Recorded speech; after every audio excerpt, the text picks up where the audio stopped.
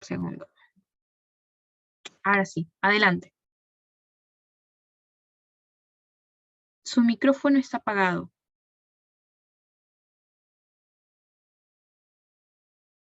Ahora sí, ¿verdad? Ya está. Ok, genial.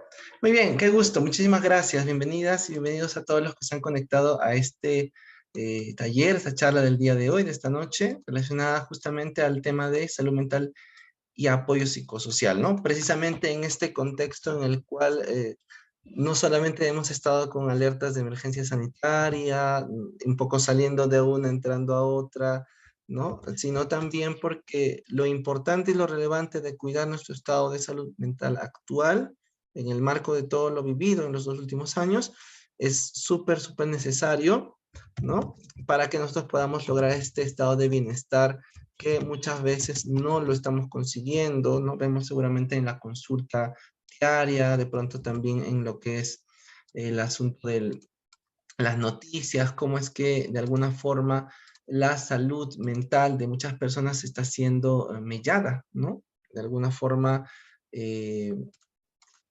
por los efectos no solamente de la pandemia, sino también pues todas las secuelas que han habido a partir justamente de esta situación de repente de no solo el confinamiento, sino también estamos hablando de las situaciones como eh, problemas de repente relacionados a lo que es la economía, digamos, de a día de hoy, ¿no? Cómo estamos nosotros como país, de repente situaciones que por ahí vamos a ir encontrando escenarios en los cuales se nos ha hecho muy complicado de repente poder a nosotros afrontar, ¿cierto? Ciertas demandas cotidianas, ciertas demandas ambientales, ¿ya? Entonces eso es muy importante. ¿Me confirman, por favor, si es que se está pudiendo visualizar la pantallita? ¿Me Sí, avisan? doctor.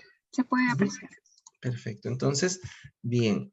Tenemos un poquito el tema de los primeros auxilios psicológicos, ¿no? Como herramienta, lo vamos a emplear en el marco de lo que es los procesos de acompañamiento, ¿sí? En salud mental, ¿verdad? Nosotros entendemos por salud mental, según la definición de OMS, que es ese estado de bienestar no solamente físico, sino también psicológico y social, ¿verdad? Que nos permite a las personas estar en un estado de equilibrio, ¿no? Conservando de alguna manera una adecuada gestión emocional, una capacidad de afrontamiento de las situaciones que nos puedan sobrevenir, independientemente de que éstas estén o no bajo nuestro control, ¿no? Entonces, a veces hay circunstancias bastante complejas, ¿no? Por ejemplo, la emergencia sanitaria, que en este caso la hemos vivido en los 2 últimos años, el tema de los desastres naturales, ¿no? Muchas veces con el friaje, las heladas, terremotos, ¿no? Sobre todo lo más, digamos, cercano a nuestro país, ¿no? Eh, Aspectos socioambientales, ¿no? Algún tipo de cambio climático, crisis, los conflictos armados, como por ejemplo se vivió en Ayacucho, ¿no? El conflicto armado interno y sus secuelas posteriores, por ejemplo. Tenemos también a día de hoy algo muy, de alguna forma, sentido, que es el tema de la migración, ¿no? Tenemos un gran índice de personas migrantes en nuestro país y desde luego hay población migrante no atendida también, ¿no? A la cual seguramente veremos con muchos problemas a veces en el proceso de adaptación también, porque es todo un desarraigo que implica el tema de salir de tu lugar de referencia, ¿no? Entonces, todo ello, situaciones de esta naturaleza, ¿no? Y ojo, que cuando hablamos de COVID, la calificación o digamos la clasificación, perdón, ¿no? Y de la denominación que se le dio eh, dentro de lo que era la codificación de GIS del Ministerio de Salud, correspondía justamente a una exposición a un desastre, ¿no? Entonces, porque es una situación crítica, ¿no? Muchas personas han perdido familia, han perdido de repente vínculos o personas importantes, han perdido de empleo, o su propia salud se ha visto mellada. Entonces, esta es la exposición a una situación que impacta tremendamente en nuestra capacidad de afrontar esas demandas que llegan del entorno, ¿no? Entonces, justamente, ¿no? El nivel de sufrimiento, sí, o efectos psicológicos que se dan a partir de la exposición a este tipo de situaciones necesita ser atendido, ¿no? Cuando no lo atendemos, cuando vemos que esto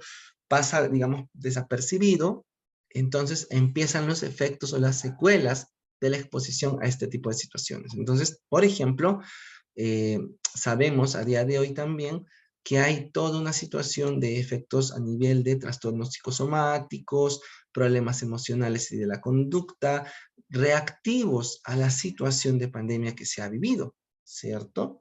Entonces, si recordarán un poquito, los niveles de ansiedad, de estrés, depresión, problemas conductuales, problemas conyugales se incrementaron también, porque desde luego había que de alguna forma intentar adaptarse a una situación que era bastante incierta para todos nosotros, ¿no?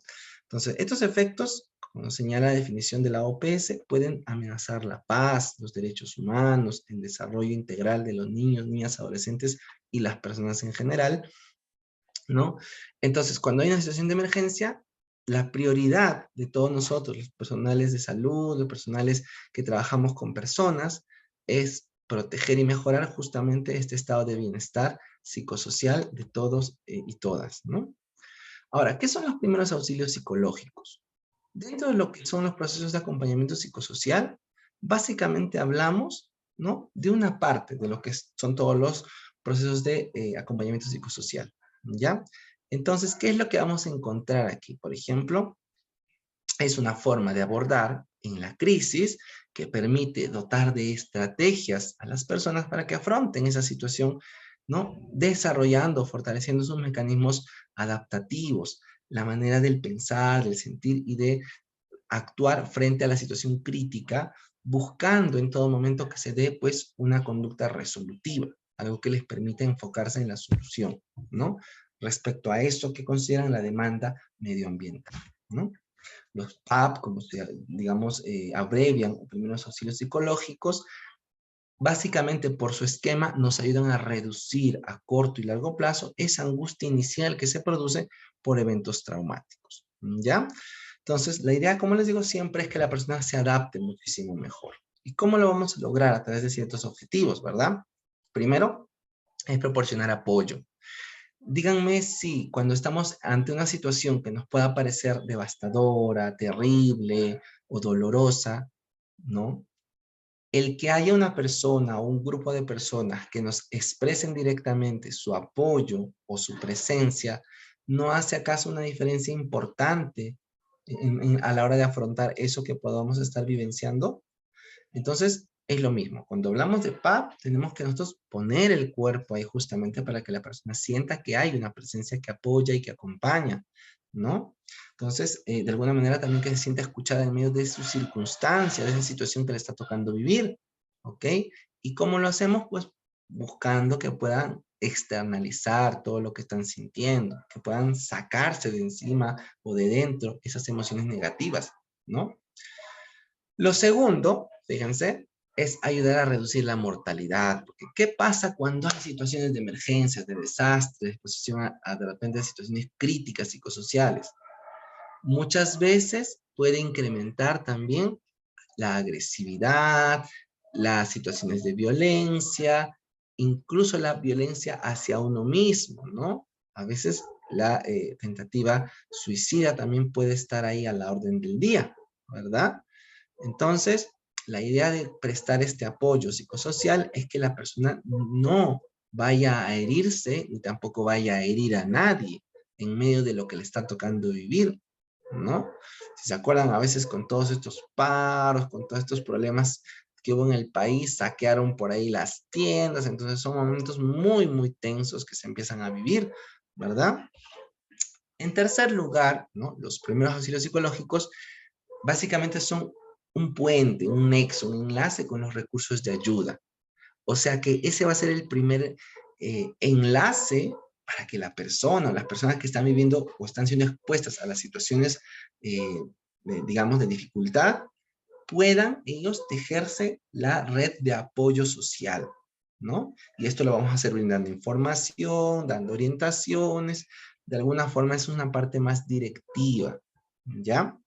Entonces, en conclusión, brindamos alivio emocional inmediato cuando se presenta la exposición. Recuerdan, por ejemplo, cuando hubo el terremoto, por ejemplo, en Ica, Pisco, ¿no? Un grupo de digamos, acompañamiento psicosocial acudió, entre ellos también profesionales de trabajo social, psicología, enfermería, medicina, ¿no?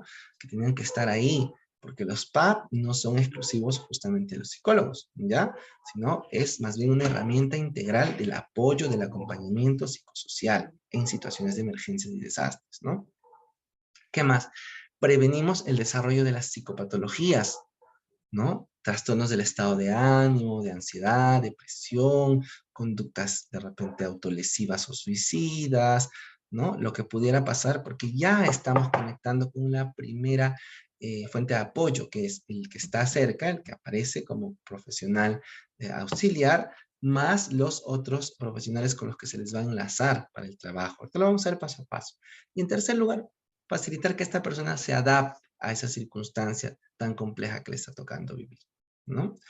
Entonces, como les digo, los PAP nos van a ayudar en cualquier tipo de situaciones y es importante estar preparados, ¿no? Cuando empezó el tema de la pandemia, por ejemplo, muchos de pronto no había un protocolo, pues, para intervención en casos de pandemias, ¿no? No existía, pues, ¿no? La última ha habido como casi hace 100 años, según lo que datan, ¿no? Entonces, ahora tenemos como más herramientas, pero los PAP existen, como les digo, para trabajar en múltiples escenarios, ¿ya? Migraciones, desastres, emergencias, ¿no? Etcétera. Problemas psicosociales, ¿no? Digamos, ahí en el país, por ejemplo. Entonces, ¿cuál es el uso de la aplicación? Diferente a lo que es la terapia psicológica breve. El PAP, el primer auxilio psicológico, es como el primer auxilio físico, ¿no? Cuando uno se atraganta, está ahí con la pepa de la palta, de repente, ¿qué va a pasar? Tiene que ejecutar una maniobra para expulsar, ¿verdad? ¿No? Cuando uno de repente se ha quemado, se ha roto el pie, entonces igualito, inmovilizar, o sea, son las ayudas más, digamos, instantáneas, inmediatas que se prestan para evitar una situación mayor, ¿cierto? En este caso, en la salud mental, ¿no?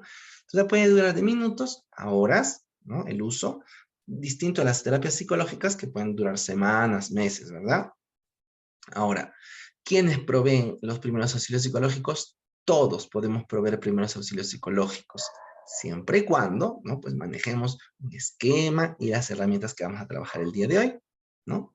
Entonces, padres de familia, policías, la parte de repente de la iglesia, abogados, médicos, enfermeras, trabajadores sociales, maestros, estudiantes, líderes, supervisores, todas las personas que se capaciten en primeros auxilios psicológicos. Mientras que la terapia, obviamente que no cualquiera lo puede hacer, lo hace una persona formada en psicoterapia o algún orientador, ¿verdad? Que se ha formado también en terapia, ¿no? Ahora, los primeros auxilios psicológicos, a diferencia de las sesiones de terapia, se pueden dar en cualquier lugar, en cualquier espacio físico o geográfico, ¿sí? Entonces pueden ser informales en un hospital, en la iglesia, en un lugar, en la escuela, en un lugar del trabajo, a través de una línea telefónica de urgencia, como la atención en crisis telefónica o virtual, que estuvo muy demandante durante el inicio de la pandemia por COVID, por ejemplo, ¿no? En cambio, una terapia no la vas a hacer pues ahí sentado en la escalera, en el patio, ¿no? En la puerta de la iglesia. Lo tienes que hacer en un centro formal, ¿no? Es distinto. ¿Qué más? A ver, restablecemos el equilibrio, damos apoyo de contención, reducimos la mortalidad, evitamos que haya el riesgo, como les decía, y enlazamos con profesionales que van a ayudar ahí, ¿no? Entonces, en cambio, en cuanto a las terapias, ¿qué es lo que se hace? Se ayuda a que la persona a través de una secuencia de objetivos que vas trabajando en las sesiones pueda de alguna forma resolver el problema que le está generando el malestar significativo, ¿no? Y esto es pues paso a paso. En los PAPs es como de inmediato y luego enlazamos con todos los que pueden ser de ayuda en ese momento, ¿no? Por ejemplo, si hablamos de una persona, un poblador migrante no atendido, digamos que llegara a la frontera, o un menor de edad, de pronto, ¿no? Entonces, ¿con quién enlazaríamos el contacto ahí?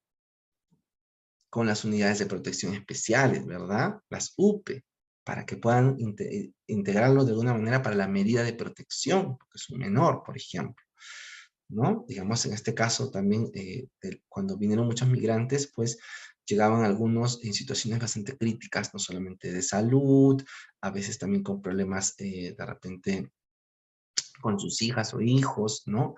Entonces, igual, ¿no? Se enlaza a los servicios de atención en salud, si hay un tema de violencia, se enlaza con los centros de emergencia mujer, ¿no? Para que se le brinde la atención debida, ¿no? Ahora, cuando hay una exposición de emergencia, un desastre, por ejemplo, un terremoto, pensemos, ¿no?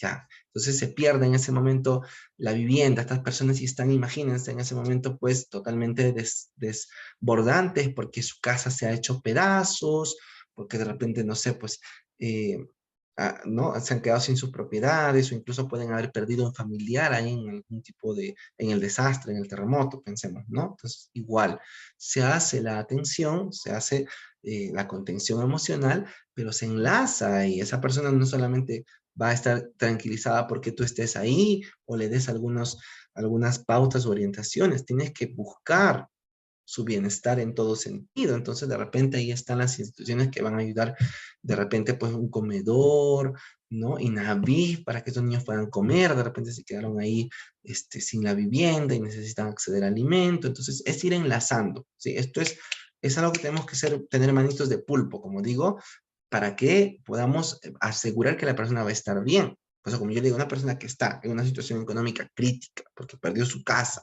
no tiene dónde quedarse, no, yo soy psicólogo, pero no va a estar bien por la orientación o la guía que yo le dé.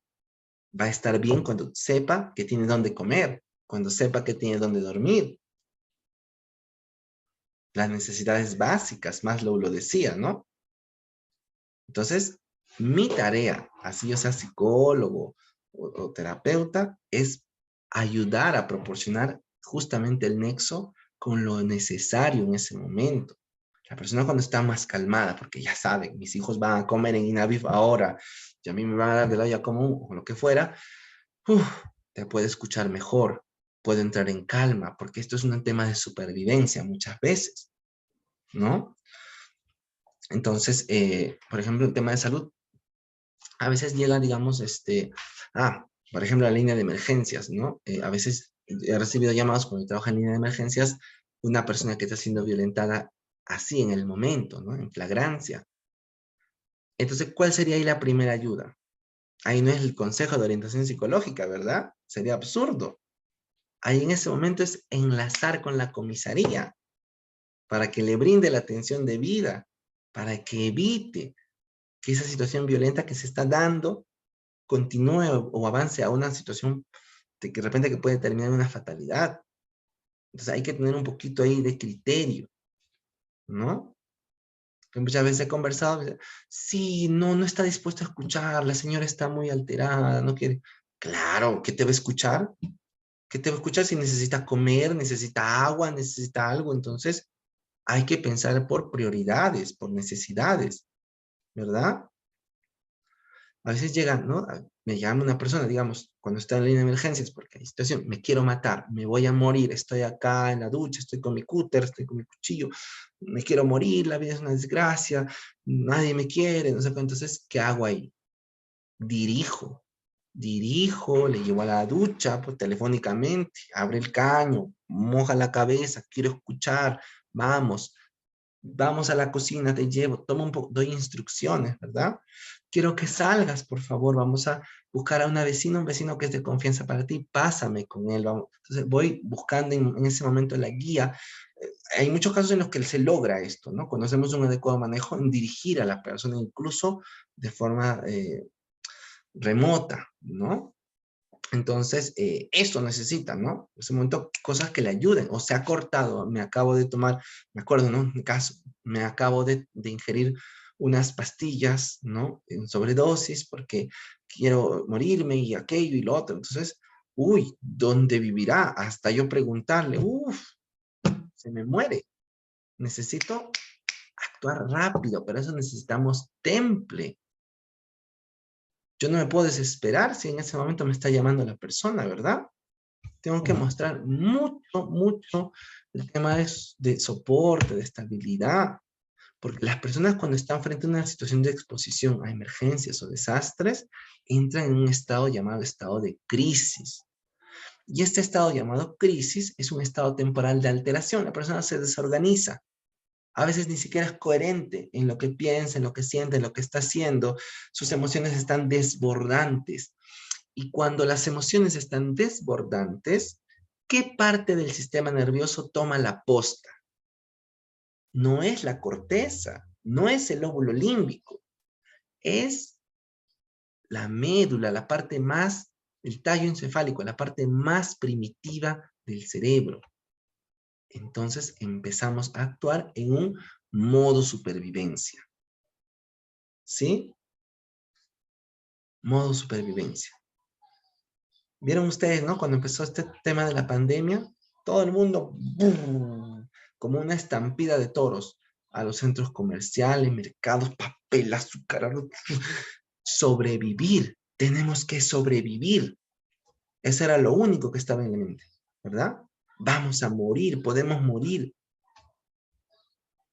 Ahí no piensas que si golpeaste a alguien, que con permisito. No, la persona está en un estado alterado. Entonces ahí no accede a la corteza, al neocórtex. Está funcionando de forma instintiva, ¿verdad? ¿Por qué? Porque hay una amenaza, digamos, inminente que está viviendo en ese momento. ¿Sí? También pasa con las guerras, conflictos armados, ¿no? Lugares de repente de mucho riesgo delincuencial, etcétera, ¿no? Que están constantemente en un estado de una actitud latente, ¿no? De que su vida corre peligro, ¿ok? Entonces, cuando hay una crisis, la interpretación cognitiva es que la situación no la vamos a poder afrontar, no lo voy a poder resolver, no sé cómo lidiar con esto. Entonces, esa interpretación cognitiva genera el desborde emocional. Y la persona pierde los papeles, pierde la cabeza en ese momento, ¿sí? Entonces, ¿qué reacciones usuales asociamos cuando hay estados de crisis? Vamos a dividirlo en tres partes. Las primeras son las reacciones cognitivas, ¿no? A nivel de procesamiento. Confusión, desorientación. La persona no sabe dónde está. Digamos, sufrió en ese momento una violación, salió, una situación de crisis, de emergencia, salió corriendo como sea, logró escapar. Entonces, ella no va a decir, o él no va a decir, ah, bueno, voy a hacer esto. No, está confusa, confuso, desorientada, desorientado. No sabe ni siquiera qué es lo que va a hacer en ese momento, muchas veces, ¿no? A veces no hay una coherencia entre lo que dice, entre lo que recuerda. La memoria episódica se altera, o sea, estaba aquí, no, creo que estaba aquí, era de día, no era de noche. Entonces, como que hay una situación en que la conciencia está nublada, ¿no? Puede ser muy difícil tomar decisiones en ese momento, ¿ya? Este muchacho, por ejemplo, que atendía igual de forma virtual, pertenecía, digamos, ¿no?, a la población migrante no atendida. Él acababa de ingresar al país, imagínense, un muchachito de 17 años, había ingresado al Perú por Tumbes, y en ese momento recibe la llamada de la tía: tu mamá acaba de fallecer. O sea, nada más imaginemos esa situación. Está un muchacho sin referentes familiares, un adolescente, está ingresando a un país que le ha tomado todo un tramo recorrer, quién sabe a costa de qué y cómo, ¿de acuerdo? Llega como ha podido. Entonces, ¿qué pasa? Ni siquiera sabe si ese día va a comer o no va a comer, dónde se va a quedar a descansar, pero recibe una noticia de alto impacto. Entonces, ¿qué pasa? Entra en un estado de crisis. Quiero volver, pero no puede volver a su país. Pasó la frontera, es lo que necesitaba para ayudar a que la familia también esté bien. O sea, ¿qué hago en este momento? Es imposible que la persona decida en ese momento, ¿verdad? Muchas veces la persona empieza a cuestionar sus creencias espirituales. Lo vemos mucho en las redes sociales sobre todo, ¿no? Dios se olvidó de nosotros. ¿Por qué Dios dejó de vernos? O no existe Dios, no permitiría que nos pasaran estas cosas. Quienes son o somos creyentes de alguna manera, si estamos expuestos a esto, podrían empezar de repente a, no digo que siempre pase, pero puede pasar que la persona empiece a cuestionarse realmente cuál es el sentido de la vida. Mira, así somos los seres humanos, ¿por qué estamos permitiendo esto? Miren que los niños de Siria, miren que aquello, miren que el país, qué sé yo, ¿no? Ocupación por el desastre, preocupación, un estado de inquietud, de agitación por lo que está ocurriendo, ¿sí? Más encontramos esto de cajón, insomnio, ¿sí? La persona pierde, ¿no? Su estado de descanso. ¿Por qué? Eso tiene un fundamento también. El estado de activación del sistema nervioso de vigilia, ¿no? La persona está en vigilia, no puede entrar a la fase de descanso, de sueño, porque hay una demanda cognitiva. Tengo que estar alerta, tengo que resolver esto, tengo que salir de esto, o tengo que hacer esto que es urgente. Entonces, es muy difícil que el cuerpo comande el descanso, ¿sí? Porque se trata de sobrevivir, recuerden. Entonces, ustedes han visto cuando empezaron a hablar las réplicas también nada más de temblores acá, empezó a ver como que las personas decían, ¡ay, otra vez! ¿No? Y era muy bajito, pero ya están sobresaltados, ya ese sistema nervioso está hiperactivado. Nadie dice, ya no duermo, ya. No, ¿verdad? Porque hay un peligro inminente, ¿verdad? Entonces, imagínense, por ejemplo, en la pandemia, ¿no? Empezó a haber un montón, una oleada de insomnio, sobre todo en adultos mayores, ¿no? Yo estaba trabajando en servicio de salud en ese tiempo, cuando empezó todo esto, y muchos de los adultos mayores no sabían cómo estaban sus hijos, estaban de repente en Lima, ellos estaban en provincia, entonces decían, ¿y ahora cómo estará? No me ha llamado, ¿qué tal? ¿Le ha pasado algo? ¿Qué tal se ha enfermado? Y entonces esta preocupación por la situación que se estaba viviendo, de nuevo, conllevaba a estar hiperalerta. Ya me llamará, ya se comunicará, de repente la vecina le llama, me dice algo, entonces, wow, ¿no? Dificultad para dormir, muchos padres, madres, ¿no? Incluso adolescentes también con problemas para dormir, por ejemplo, ¿no? Y muchos de ellos han quedado con todo esto, ¿sí? Con todo esto. Ayer conversaba con una señorita y me decía, desde hace 1 año y medio no puedo dormir. He visto en consulta a muchos pacientes, yo hace años que duermo 2 horas o 3 horas. O sea, imagínense cómo de deteriorado está ese estado de salud.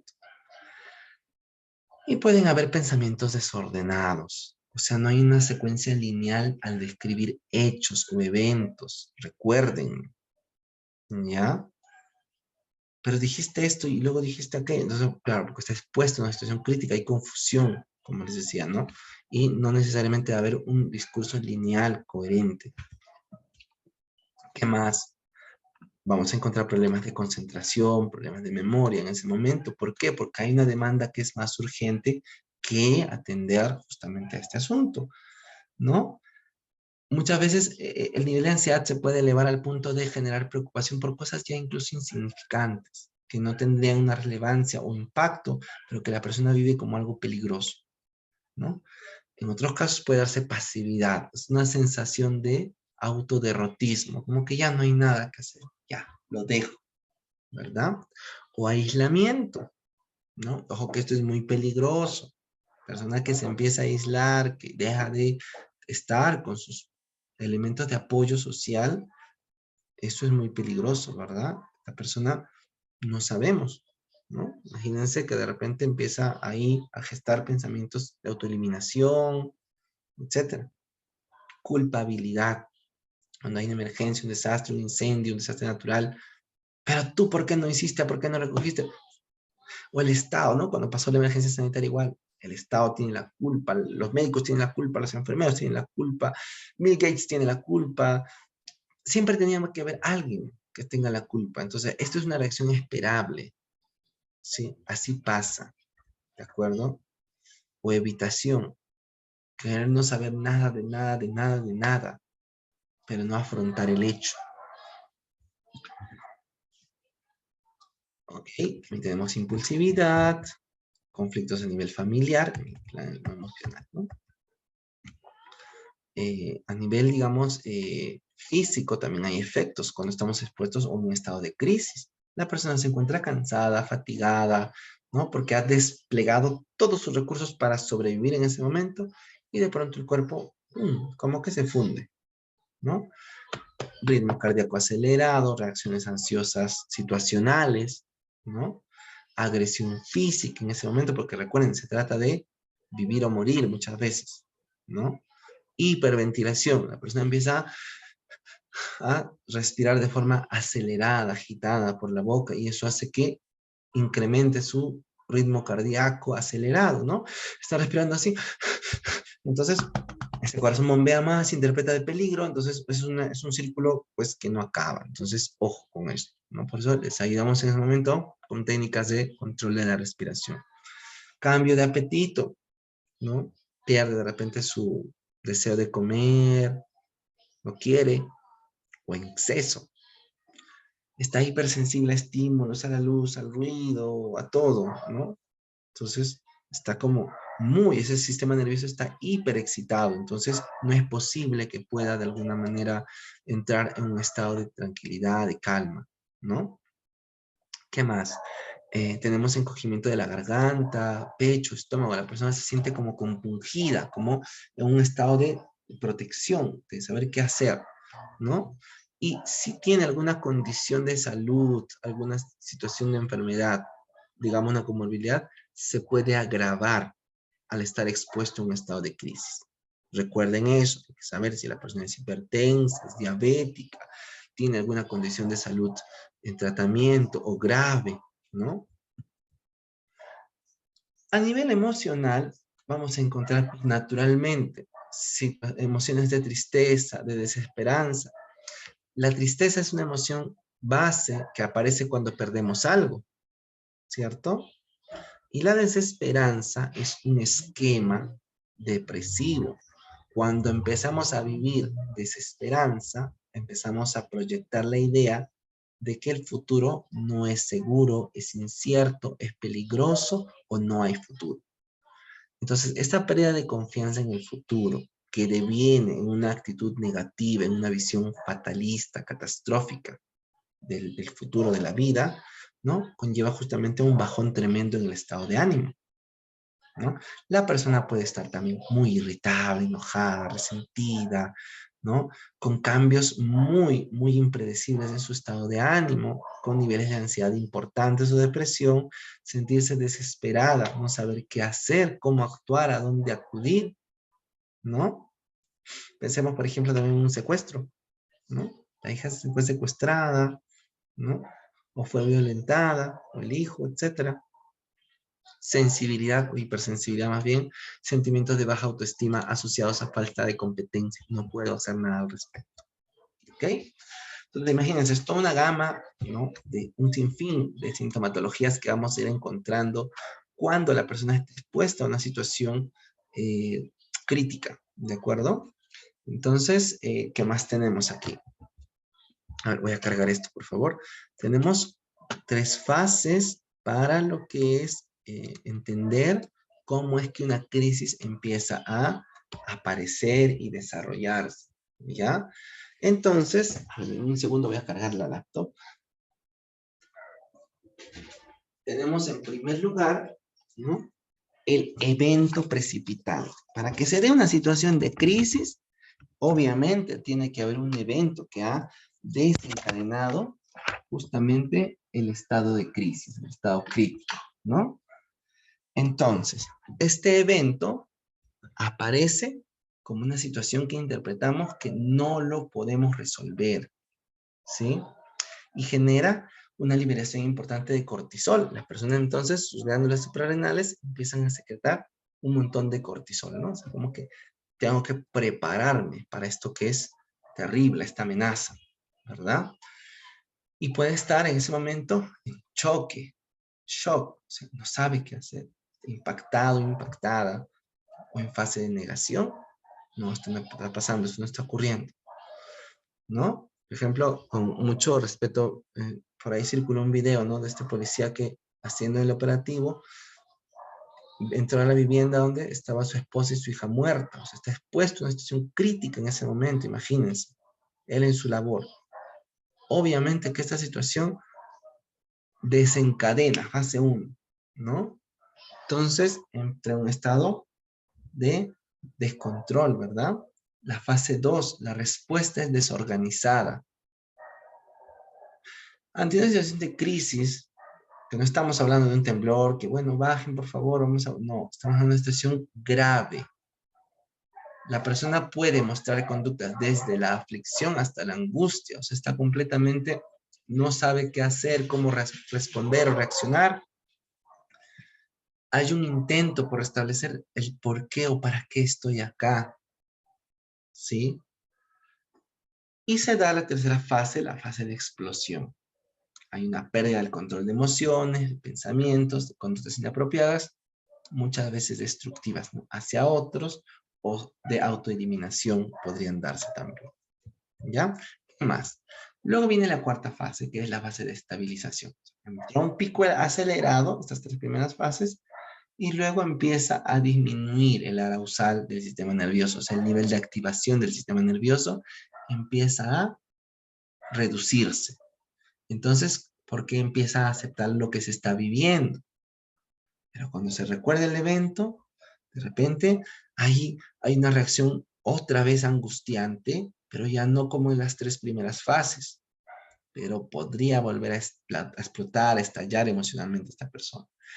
Y en quinto lugar, se da la fase de adaptación. La persona, bueno, ya entendió que el evento es algo que no lo puede cambiar, que es la realidad, que es lo que está tocando vivir en este momento. Empieza a tomar el control, ¿qué puedo hacer? Y se orienta al futuro, ¿de acuerdo? Entonces, así es como evoluciona o avanza un estado de crisis, ¿ya? Los primeros auxilios psicológicos es importante darlo justamente en las primeras fases, en estas primeras fases, ¿de acuerdo? Entonces, evidentemente, ¿no? Porque aquí probablemente la persona necesita apoyo psicológico, pero ya no primeros auxilios, porque ya la persona ya está con sus mecanismos de afrontamiento acá en este momento, ¿sí? Ahora, hay tipos de crisis, vamos a diferenciar dos tipos de crisis también. Los hay de choque y los hay de agotamiento.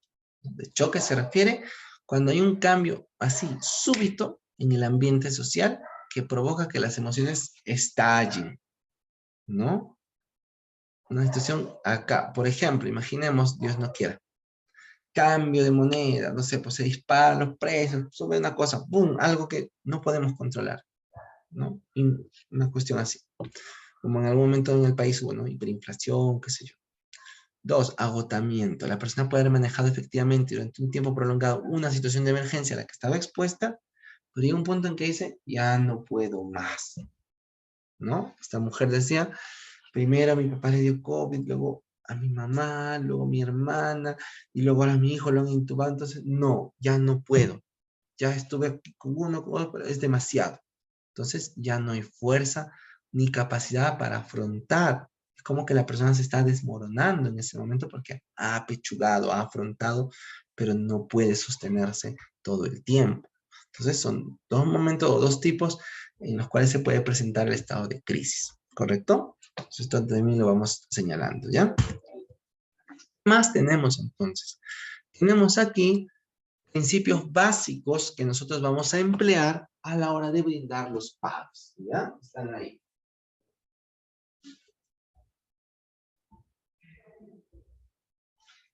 Entonces, tenemos, en principio, ¿no? De estos 5 principios, en primer lugar, la escucha responsable. La escucha responsable tiene que ver no solamente con una escucha activa, sino también con la capacidad de poder escuchar y saber qué hacer en ese momento y cómo dirigir. Tenemos transmitir aceptación a la persona. Ya, mira, yo les cuento un poquito esta experiencia de un colega que el paciente que atendía había sido violentado sexualmente por un grupo de personas en presencia de sus hijas y esposa, ¿no? Porque él le dijo, o sea, cuando estaba en una situación de viaje, ¿no? Quisieron abusar ahí de las hijas, de la esposa, y dijo, por favor, no, no le hagan daño, aunque sea mía, lo que sea, pero no a ellas. Entonces, ¿qué pasó? Estos delincuentes, en frente de su familia, pues lo abusaron. Imagínense, la situación es muy, muy impactante. Él entró en terapia, ¿no? Y le decía a su psicólogo, ya no puedo más, ya no puedo más, no está resultando. El psicólogo, muy, muy irresponsable, en realidad, decía, no, vamos a seguir otra sesión, otra sesión, otra sesión, pero nunca hubo la interconsulta, nunca hubo la derivación, nada. Y una de las siguientes consultas, de las primeras que tuvo, no volvió el cliente, se suicidó con toda su familia. ¿Ya? ¿Ok? Bien, Tatiana. Ujú, gracias. Entonces, se suicidó. Entonces, este psicólogo dejó de trabajar. Se impactó por esta situación, ¿no?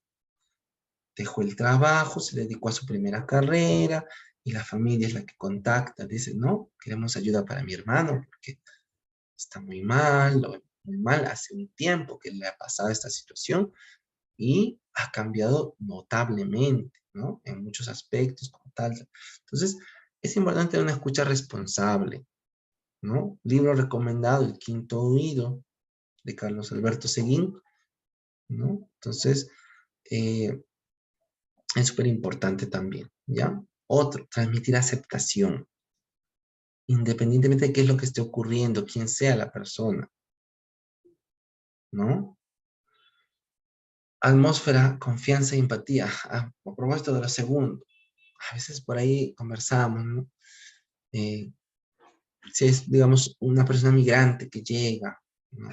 O una persona que fue abusada y llega y te cuenta, pero ¿cómo estaba? ¿Cómo se le ocurre? ¿Pero quién le manda a venirse? No, esas cosas no muestran aceptación. La persona tiene que sentir que está comprendiendo lo que le está ocurriendo en ese momento. Para esto creamos una atmósfera de confianza, de empatía, ¿no? La parte del rapport. O sea, que se sienta que está en el lugar más apropiado. Pero como les digo, hay que tener recursos y herramientas. Que una persona que está en ese momento decir, ¿qué voy a hacer? Mis hijos no tienen dónde comer. Siéntate, señora, vamos a conversar. No, pues, sí, vamos a conversar, pero tengo que ayudarle a asegurar eso que es primero, que es la supervivencia, el alimento. No le voy a dar, toma mi plata, no, voy a enlazar con un recurso de apoyo. Vamos a coordinar, dirigir, acercarnos, acompañarle si es posible a tal lugar, a gestionar, porque la persona puede estar en ese momento confusa, ¿no? Darle información, tener folletería. Mira, acá hay un panfleto, un tríptico de los centros de emergencia mujer, de INAVIF, no sé, de esta casa parroquial que acoge a tales situaciones. Entonces voy viendo recursos ahí, ¿no? Y permitirle que se preste de forma libre, si en ese momento quiere estallar, quiere de repente exteriorizar todo lo que está sintiendo, dar ese permiso de que lo pueda hacer, porque tú estás para contener en ese momento, no para reprimir. Contener significa que tú apechugas todo, ¿no? Lo que hablamos en psicoterapia, el vómito del paciente. El paciente vomita todo, psicológicamente hablando, tú recibes eso, pero lo procesas y le haces una devolución de tal forma que la persona lo integre eso que está viviendo. Entonces va y dice, ya, me siento mejor, comprendí, voy a hacer esto, tiene razón, o claro, no lo había visto de esa manera porque reformuló el problema de pronto, ¿no? Ya. Entonces vamos con el ABC de los primeros auxilios psicológicos, ¿de acuerdo? El ABC de los primeros auxilios psicológicos justamente está diseñado para el paso a paso de cómo brindar los primeros auxilios. La A viene de escucha activa, ¿ya? Y la escucha activa, ¿qué significa? Prestarle tu atención, tu mirada, tus oídos, ¿no? Entonces, aquí no vamos a estar... A ver, ya. ¿Cómo te llamas? No, eso no es escucha activa, ¿no? La persona en ese momento necesita que estés con tus 21 sentidos puestos, ¿sí? Necesita también que escuches lo que te dice y lo que no se atreve a decir o lo que le está costando decir en ese momento. Esa es la capacidad de desarrollar los 5 oídos. Los 2 primeros oídos que escuchan las ondas sonoras, la voz. El tercer oído que lee o que escucha lo que el cuerpo está diciendo de la otra persona. ¿Qué me dice su cuerpo? ¿Qué me dicen sus gestos? ¿Qué me dice el tono de voz? ¿Qué me dicen las cadencias y contracadencias en el volumen de su voz? Sus silencios, sus pausas, su ritmo, su entonación cuando hablamos de determinados temas. ¿Qué me está comunicando? ¿No? Cuarto oído decodifica lo que me quiere decir la persona, pero no me está diciendo. Hay algo ahí que no termina de procesar, no me sabe cómo comunicar, pero lo está intentando dejar entrever de alguna forma, que esto es percepción, ¿no? Y el quinto oído justamente es escuchar lo que me pasa a mí y lo que le pasa al consultante, al cliente, al usuario en el encuentro que estamos teniendo. ¿Qué está ocurriendo en ese momento entre ambos? ¿Cómo su relato está impactando en mí y cómo mis palabras están impactando en él? ¿Qué está ocurriendo en esta vinculación que se está teniendo? Eso es muy importante, ¿sí? Entonces, yo les cuento, una vez vino una muchacha, eh, o bueno, la trajeron, mejor dicho, porque tenía X situación emocional, pero ella no terminaba de decirme muchas cosas. Entonces, cuando la veía, notaba unos rasgos como que de mucho, mucho temor, de amenaza. Entonces, bueno, ya uno va viendo con experiencia, ¿no? Me dio la impresión de que lo que había vivido más bien era un abuso sexual, ¿no? Y que no estaba dispuesta a hablar conmigo. Entonces me adelanté y le dije, ¿tú crees que eso que quieres hablar se lo podrías contar a una amiga? Yo tengo una amiga que puede hablar contigo, una psicóloga obviamente, ¿no? Y solo me dijo esto. Y estaba muy contenida porque tenía necesidad de hablar en ese momento.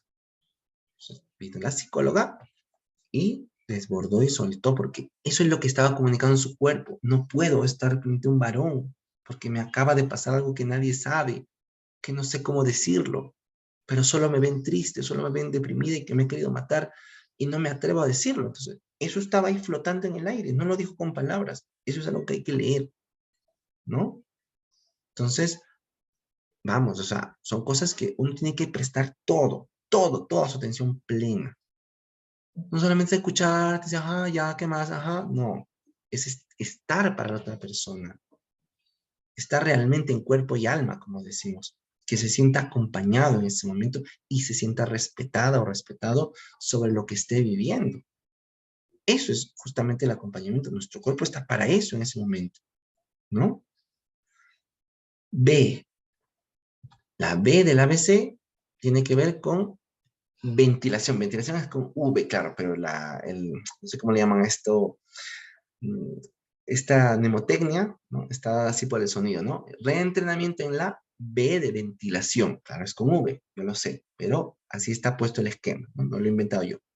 Entonces, la ventilación es justamente en ese momento, como ya habíamos dicho, en reacciones fisiológicas, la persona está de repente hiperventilada, alterada, entonces vamos a utilizar estrategias para ayudarle justamente a que pueda emplear de pronto la respiración abdominal, la respiración diafragmática, ¿no? C es categorización de necesidades, que lo vamos a ver, desderivar a la red de apoyo, y E tiene que ver con la psicoeducación. Entonces la A, que ya le decía, es escucha 10, 20 minutos, lo que necesite hablar la persona en ese momento. No, pero mira, pasó, empieza de repente así muy locuaz, de repente empieza, ¿no? Verborreico, verborreica, o sea, a empezar a hablar demasiado como una metralleta y no termina de hablar, ¿no? Entonces, ahí cuando tú te encuentras con la persona, les dejo el esquema ahí, ¿no? Hola, me llamo Luis, me llamo Ronald, me llamo Jessica, no sé. Hoy estoy aquí para ofrecerte mi ayuda, ¿no? Primero, si deseas hablar de esto, ¿no?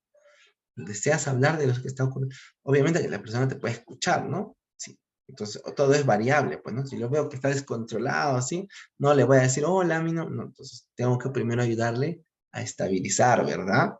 ¿Ya? Entonces, vamos a conversar sobre lo que le ha pasado. De repente la persona se quiso tirar ahí porque vio que su casa se incendió. Entonces, los policías la agarraron porque se iba a tirar del puente. Ya la sentaron ahí, está llorosa, tal vez ahí hipoactiva en ese momento ya. Se me presento, me acerco, ¿no? Respeto su deseo de hablar también, ¿no? Vamos a conversar sobre lo que te ha pasado, ¿no? Te enseño algunas técnicas que te ayuden a ti ¿De acuerdo? Entonces, ¿alguna pregunta? ¿Quieres contarme algo? Luego ya más o menos en eso ve el esquema, pero tú primero te presentas, te acercas, ¿no? Por ejemplo, algunos, digamos, especialistas sugieren que no hay que tocar a la persona cuando hacemos primeros auxilios, ¿sí? Algunos sugieren que hay que dejar que la persona solita saque su fuerza interior, su fortaleza, su capacidad de afronte, ¿no? Y ya, ¿no? Incluso otros son más estrictos, si está llorando, está moqueando, deja hasta que se dé cuenta y se atienda, saque su papel, se limpie, porque en ese momento está tomando está consciente, ¿no? O toma conciencia de que está haciendo algo para ayudarse, ¿no? Empieza, ya, ¿no? Entonces, suena, como que se está dando cuenta que se está pudiendo atender. Diciendo que tú vas, no le vas a secar o le vas a... No, estaría como que tú asumiendo que la persona no lo va a poder hacer. Si algunos son muy radicales y les presento esa postura, algunos dicen que no hay que tocar nada, otros sugieren que de repente sostener ahí o aquí podría ser de ayuda, pero en la mayoría de autores sugiere siempre, ¿no? De que hay que dejar, esperar que la persona solita, o sea, nada, que ven, te voy a abrazar, pobrecito. No, esperarle ahí, acompañar con la palabra, con la voz, con la presencia. Eso le hace bien a la persona porque empieza a sacar su fuerza interior. Y esto es poquito a poquito, pues, que en ese momento ya va a estar, uff, ¿verdad? ¿Qué más? Uy, caramba, ¿qué hice? Ya. Entonces, ¿qué es lo que debemos hacer? En este caso, le hacemos entender que le estamos escuchando. Vamos a parafrasear. Me acabas de decir que llegaste del trabajo y tu casa estaba completamente incendiándose, viste a los bomberos y no sabías dónde estaban tus hijas en ese momento, entonces tú saliste corriendo y te retuvieron, ¿no? Pero te percataste de que tus hijas estaban a salvo porque las habían traído, pero ahora estás muy, muy preocupada porque no sabes cómo está adentro o qué cosas has perdido. Entonces, parafraseo, ¿no? Todo lo que me ha dicho. No me voy a distraer, no voy a estar mirando mi reloj, mi celular, a otro lado, qué pasa, la musaraña, no. No, pero mira, vamos a hacer esto, vamos a apoyar. No, no te apresures a dar soluciones. Escucha, escucha simplemente. Usamos el reflejo como técnica también aquí, ¿no? Si la persona está así con su rostro, me dice, ¿cómo? Entonces tú puedes emular su gesto y dices, esto es totalmente angustiante para ti. O sea, haces un espejito. Eso ayuda bastante a que tú generes comprensión emocional, que la persona se sienta comprendida, ¿ya? Entonces, de repente haces sintonía, se llama esto, ¿no? Le haces saber, pero no vamos a usar esa clásica trillada palabra que usan muchos psicólogos. Te entiendo, eso para mí no funciona. Es mejor decir, no me imagino lo doloroso que es esto para ti, o esto que me cuentas debe ser muy difícil para ti o para usted. Eso es más sencillo, eso es más sincero, ¿no? Porque si tú le dices, acaba de parar mi casa, sí, yo te entiendo. Señorita, joven, ¿usted cómo me va a entender? No es su casa la que se está quemando, o no es su hijo lo que acaban de secuestrar. ¿Cómo me puede decir? No, entonces hay que ser cuidadoso con nuestra elección de palabras también, ¿verdad? No hay que decirle, no, si vas a salir de esto, vas a estar bien, porque no, en ese momento está en un estado crítico y lo que esperamos es que pase todo lo peor primero. Tampoco minimizamos. Bueno, felizmente que sus hijas no se murieron. No, no minimizamos porque en ese momento es impactante para él o para ella. Si fue un duelo, de repente encontró muerto ahí a su esposo, digo, sí, ahora tienes un angelito en el cielo que ve por ti, tampoco. Hay que respetar su dolor, ¿ya? Menos ponernos moralistas o religiosos. Bueno, Dios sabe por qué hace las cosas. ¿Por algo será que le pasó todo esto? No, tampoco, ¿sí? No hay mal que por bien no venga. Todo pasa por algo, señora, cálmese. Tampoco. Usamos reflejo, usamos parafraseo. ¿No? Todo lo demás lo dejamos a los vecinos, a quien sea que quieran decirle lo que quieran. Pero nosotros, si vamos a acompañar, tenemos que hacerlo de una forma efectiva. Entonces, eso es muy importante. Esa es la gran diferencia de ser acompañante o psicólogo o terapeuta, de ser una persona que no tiene la formación. Si vamos a hacer todo lo mismo que hace todo el mundo, que no resulta efectivo, que puede más bien desesperar a la persona aún más, ¿no? Entonces, no, pues, no es la idea, ¿ya? Eso sí soy muy tajante, muy claro en la forma de acompañar. Por eso es que la persona que hace primeros auxilios tiene que tener su equipo de contención, porque tú ahí sí te cargas demasiado, porque es un vómito tremendo de emociones terribles en ese momento, ¿ya? B, reentrenamos la ventilación, que sé que es con V, paso B para recordarlo, ¿no? Ventilación. Ofrecemos técnica de respiración. A veces cuando te llaman en estado de crisis, mi hijo se ha desaparecido, ¿qué voy a hacer? Señora, necesito por favor que en este momento escuche lo que le voy a decir. Damos indicación ahí. Y hacemos de repente, esto le va a ayudar a usted a estar más tranquila en este momento, ¿no? Vamos a practicar, si es que ya está después o en el momento, en la crisis, en el instante, tú puedes ahí darle instrucción, ¿no? Cierre la boca un momento y vamos a tomar aire juntos, juntas, ¿no? Por eso está de repente ahí, ¿no? Sobresaltada. Entonces, empiezas contando, ¿no? 1, 2, 3, otra. Le ayudas, ¿no? Otra vez, ¿no? Y luego vas a ir viendo cómo ese sistema nervioso va hipoactivando, ya no está excitado, va a empezar a calmar. Entonces, le ayudamos con la respiración, le decimos que lo practiquen en la casa, ¿no? Entonces, le vamos enseñando ahí, esto lo vas a hacer 3 veces al día, en la mañana, en la tarde, cuando sientas que estás desbordando, ¿no? Entonces, bien. Lo que nosotros acá hacemos también, justamente, puede ser la respiración diafragmática, la que estamos viendo aquí en la imagen, ¿no?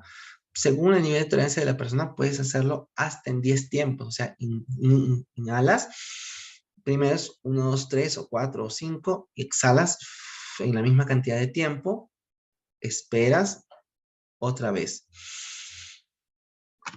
Esperas el mismo tiempo y... ¿no? ¿Se entiende? Entonces, esto es muy lento. No, respire, cálmese. No, porque lo alteras más, lo alteras más. Es muy lento. Tu voz tiene que ser una voz muy, muy, muy, muy tranquila. ¿Ya? Entonces, ¿qué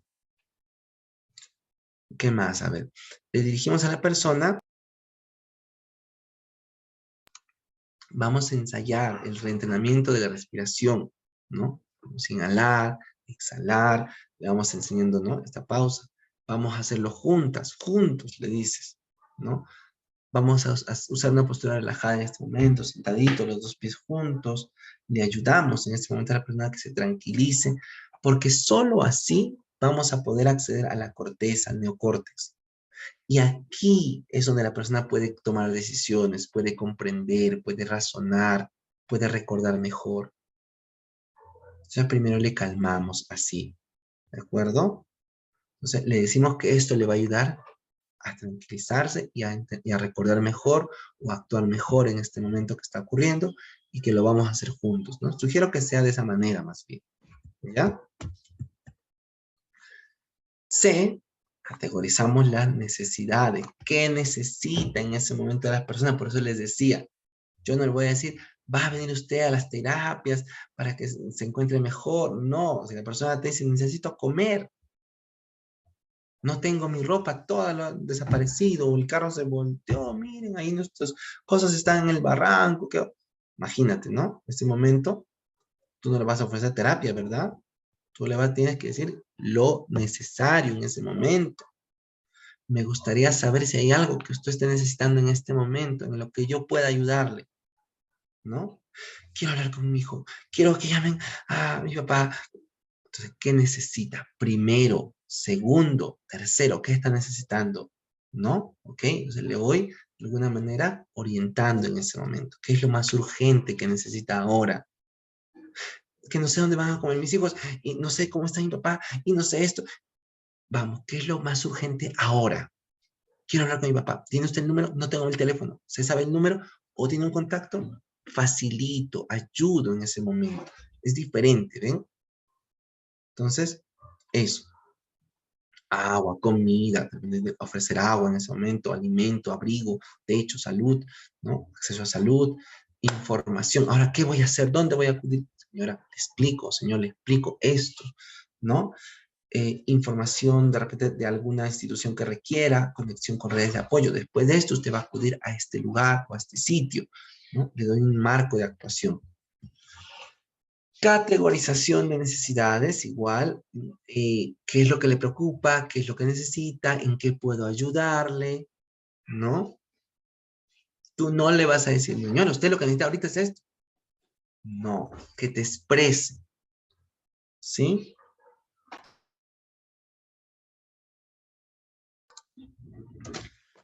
Segundo, ayudamos a que priorice su necesidad, ¿no? ¿Qué es urgente? ¿Qué es lo que puede esperar? ¿Le parece que vamos paso a paso, un paso a la vez? Vamos a ir en lo más urgente, ¿no? Ta, ta, un, dos, le vamos ayudando, ¿ya? ¿Cuál cree que es el problema más importante que haya que resolver ahora? ¿No? Ya cuando está obviamente más calmada porque hemos ensayado la respiración, ¿qué cosas le han ayudado a usted en el pasado cuando ha tenido que lidiar con situaciones de mucho estrés? A mí me ha hecho bien de repente hablar con el pastor o ir a la iglesia y necesito esto, entonces lo vamos a hacer después de esto, ¿me parece? Le voy a indicar dónde, acá cerca, si está en un lugar de repente que no conoce, o etcétera, ¿no? O quiere orar en ese momento, aunque tú no compartas la creencia, eso no interesa. Si la persona lo necesita, acompañas, porque ese es el trabajo, ¿de acuerdo? Obviamente son muchos problemas juntos, que sería bueno ordenar uno por uno. Si quiere, yo le voy ayudando a hacerlo. Mire, me ha dicho esto, hago un resumen. Esto, a ver, ¿no? Entonces, bien, más o menos así podemos ayudar. Cuarto paso, derivamos a las redes de apoyo.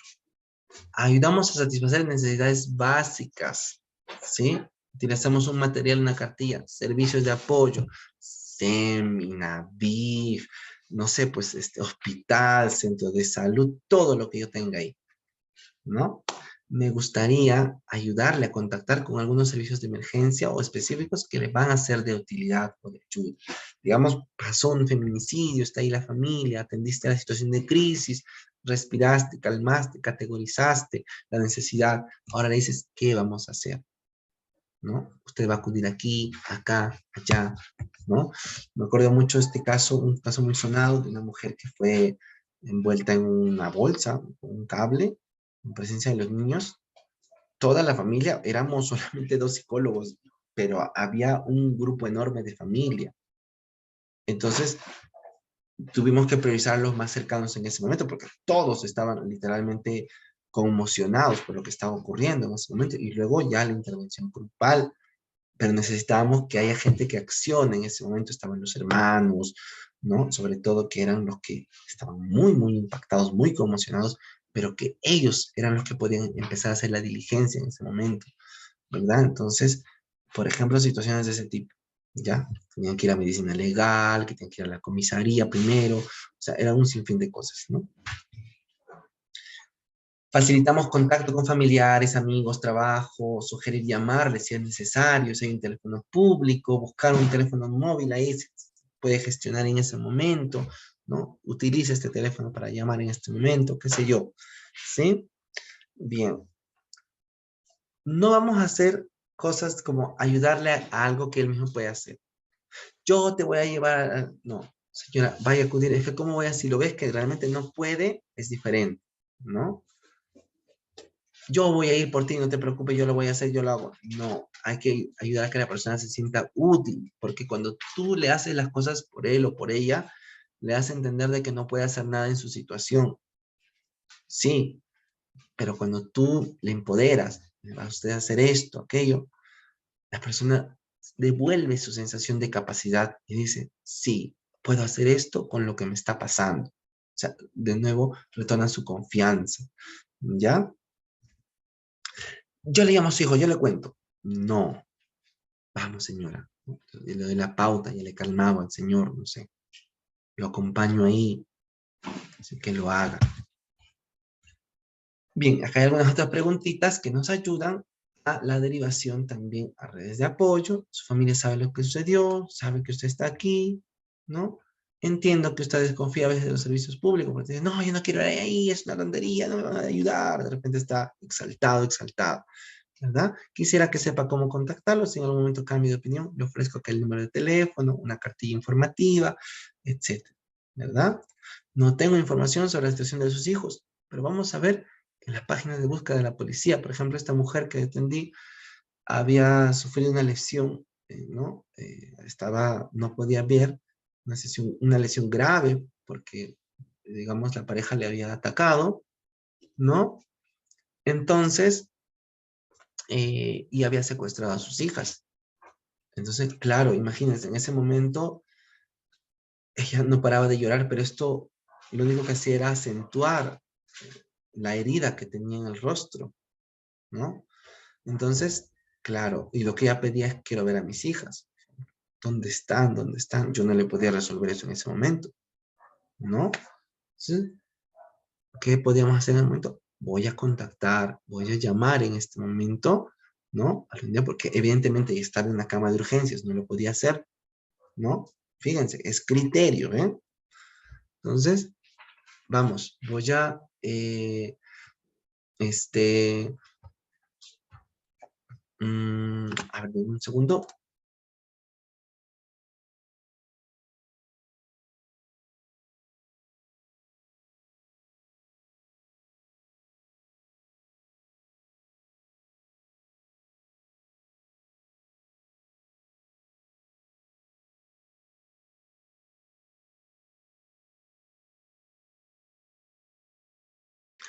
Gracias. Entonces, por ejemplo, en este caso, digamos que les comentaba, la señora necesitaba, pues, en ese momento saber, ¿no? ¿Dónde están sus hijas? Entonces, la ayuda era, obviamente, contactar en ese momento, ver, ¿no? Digamos, con los efectivos, qué información tenían, ¿no? Darle información, estar al tanto de ella, porque no había otra cosa que le iba a calmar en ese momento, ¿no? O sea, es así. Situaciones que son críticas. Por eso les digo, en primeros auxilios usamos en múltiples escenarios, ¿no? Si trabajas casos de violencia, por ejemplo, vas a ver más de una vez la necesidad de usar PAPs, ¿ya? O sea, primeros auxilios.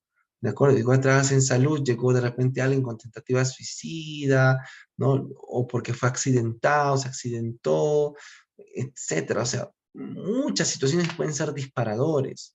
De repente le dicen que le van a amputar la pierna porque quedó triturado el hueso y no, empezó. Entonces, ¿qué vas a hacer ahí? Utilizar primeros auxilios psicológicos, ¿verdad? Bien. Ya. La parte psicoeducativa. Ahora sí, recién, ya la persona sabe, está atendiendo su necesidad, le has calmado un poco, sabe a dónde acudir, qué es lo que va a hacer, tiene un marco de actuación. Recién ya vas a empezar con la parte psicoeducativa, tu información, ¿no? Lo que necesite, ¿sí? Le puedes dar un folleto informativo de repente sobre duelos, sobre violencia, sobre emergencias y desastres, ¿no? Por eso hay que tener preparado material. Eso es importante, ¿ya? Acá hay información sobre psicoeducación, sobre algunas pautas. Obviamente, tú vas a utilizar tu lenguaje acorde a la persona. No vas a usar palabras técnicas si entiendes que de repente no te va a comprender. Mira, acá hay unas pautas, hay unos tips, mira, acá hay unas indicaciones de lo que usted tiene que hacer para que esté mejor. Adecuas tu lenguaje.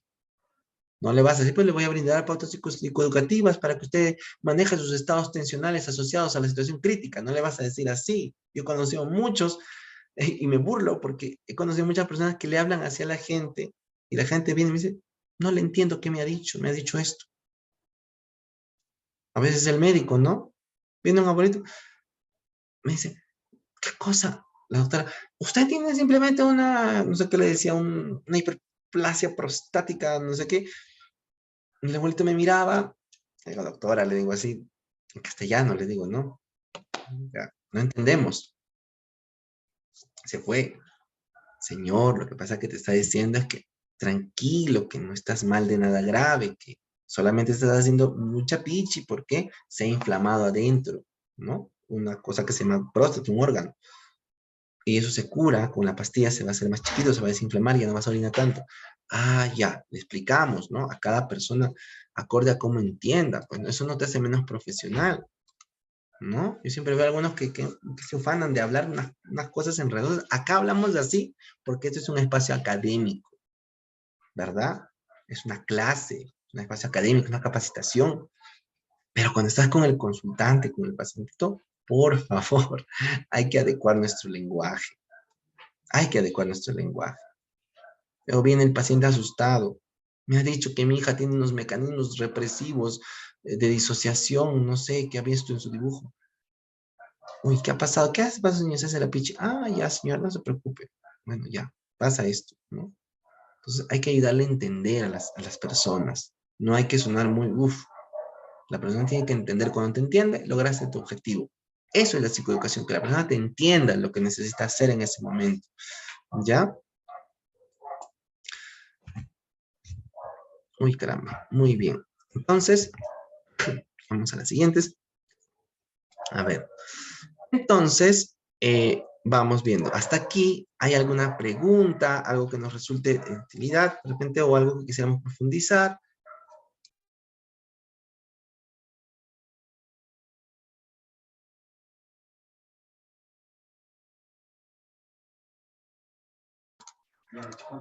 Acá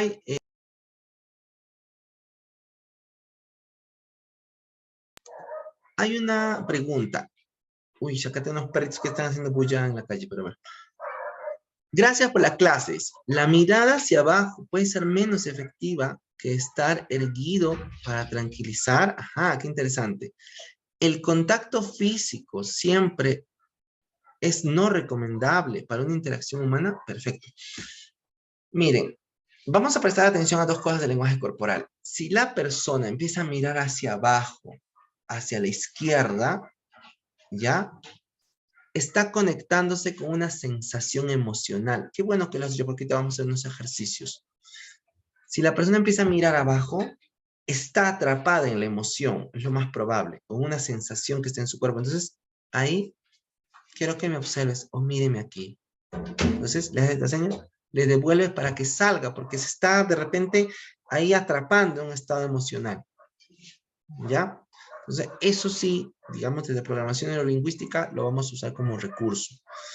Ahora, para estar tranquilizado, ¿no? Puede ser recostado, si estás ahí en la pampa, en el campo, o sentadito, también es de ayuda, ¿no? Siempre vamos a buscar la postura más cómoda para la persona, recuerden, pero cuando hacemos respiración diafragmática, tiene que haber un flujo de respiración bueno y eso se da cuando la columna está erguida, ¿no? Ahora, el contacto físico, por eso yo les ponía dos posturas, ¿no? Entonces, por ejemplo, Raúl, hay autores que nos dicen no tocar a la persona, dejar que solita se levante, ¿no? De la situación, levante emocionalmente, ¿no?